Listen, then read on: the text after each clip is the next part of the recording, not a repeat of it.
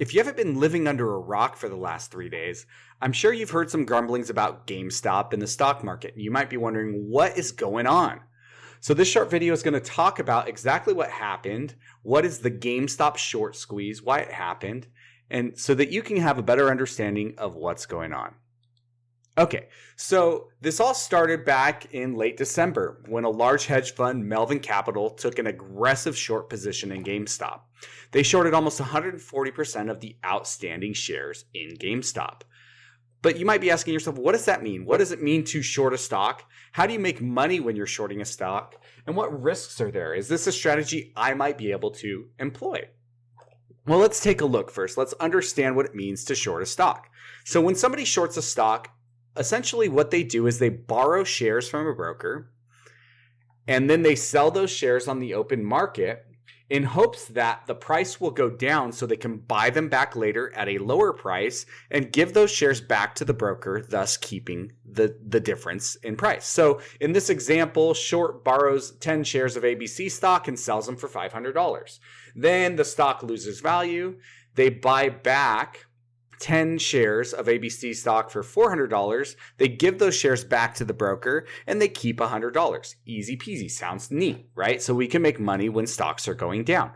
The problem is that short selling stocks comes with big risk. And the reason why is if you were to buy those stocks yourself for $500 and then hope that the market goes up and sell them later, great. You might make a little bit of money. You might lose a little bit of money, but the most you can lose is $500, right? Because you bought shares for $500 and you can sell them back later, or if they're worth zero, you lost the maximum of $500. However, if you short these shares, there's no theoretical limit to how high that stock can go. So if you sold them for $500 and the stock goes up and up and up, and all of a sudden those 10 shares are $1,000 a share, you now need to pay $10,000 to buy them back and to give them back to the broker, and thus you lost $9,500. And there's no ceiling there. There's no theoretical ceiling, so your losses are theoretically infinite. That's why it's a risky stock strategy. So when we think about the position that Melvin Capital took, they took a very risky position. They shorted millions of shares, and the price was very low. It was $19 to $17. There was two different shorts, one on December 15th and one on the 19th.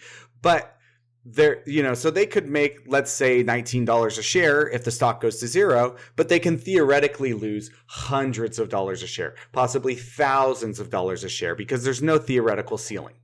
Well, retail investors, people like you and me, picked up on this. They saw the large short position that Melvin Capital took in GameStop, and they decided to purchase shares at the market price. So what happens when they purchase shares is anytime there's more purchase orders out there than sale orders of stock, it puts upward pressure on a stock because more people want to buy. It's simple supply and demand in the market. And it doesn't have anything necessarily to do with the performance of the company.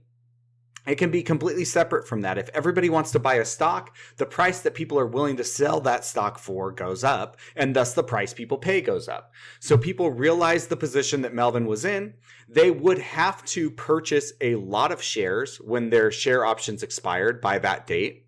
And if they could put upward pressure on the stock, they knew there was built-in buyers at whatever that market price was because of Melvin Capital's short position. So the run began, and it did. It started here at around $19.38 on December 29th, and it hit over $483, but here it looks like $350.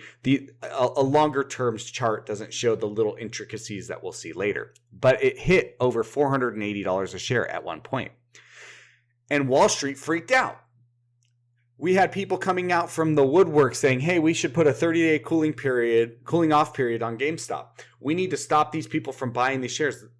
Melvin Capital, I believe they have somewhere around $20 to $25 billion worth of assets. And where this stock price was, it was looking like they might lose all of their assets if they had to buy the stock at the current price. So Wall Street stepped in. They came in to save their buddies at Melvin Capital, and they started calling for cooling off periods or shutting down the market entirely. They started looking for any option to stop this run on GameStop stock.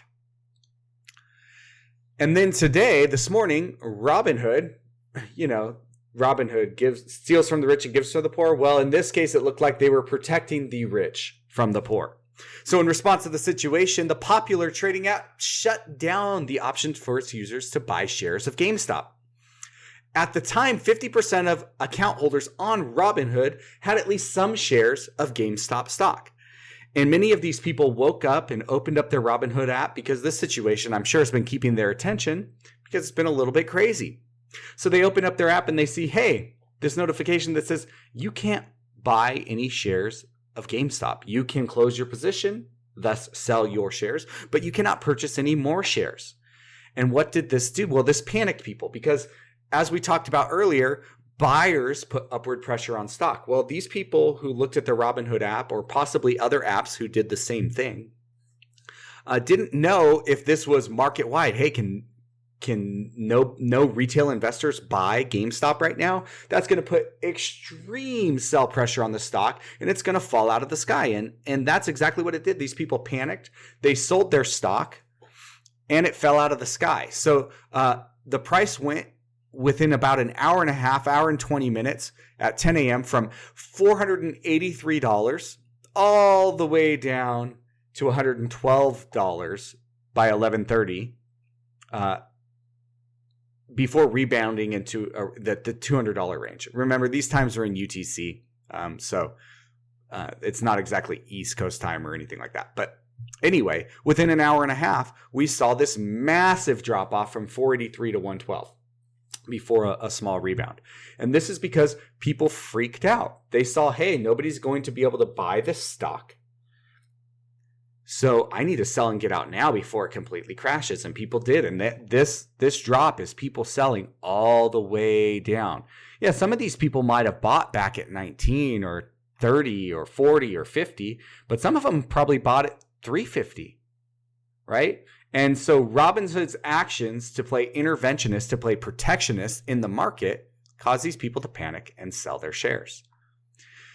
So ultimately, this is kind of what happened. This is what went down so far in the GameStop short squeeze. But what we've seen is a lot of protectionism for Melvin Capital and the hedge funds on Wall Street.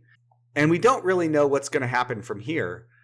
But ultimately, retail investors were treated like the ones who were acting reckless, when in reality, Melvin Capital, the hedge fund, took a very risky position of which they knew information would be public, and people recognized the position they took and capitalized on it at their detriment. But ultimately, that's how the market works every day. The only difference is usually it's not the retail investors who are getting the upper hand.